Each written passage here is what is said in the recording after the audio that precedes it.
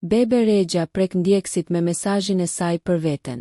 Artistja shqiptare me famë botërore, Bebe Rexha, ka qëndruar së fundmi në Rumani, ku performoi në festivalin muzikor Intensity në qytetin Krajova. Përveç suksesit në skenë, këngëtarja 35 vjeçare përjetoi një moment thellësisht emocional.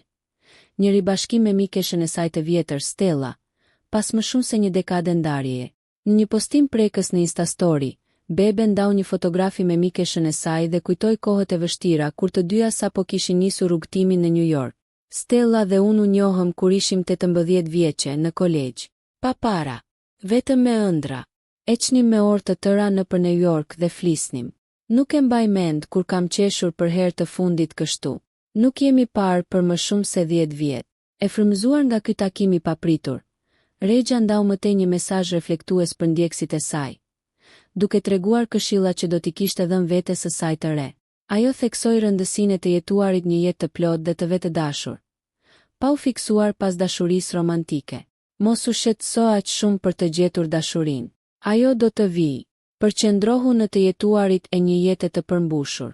Vallëzo, ndjek pasionet, bëj miq të vërtet, shko në një takim me veten dhe vishu për veten. Jeto sikur ti je dashuria e jetës tënde, sepse je vërtet. Shkroi Bebe.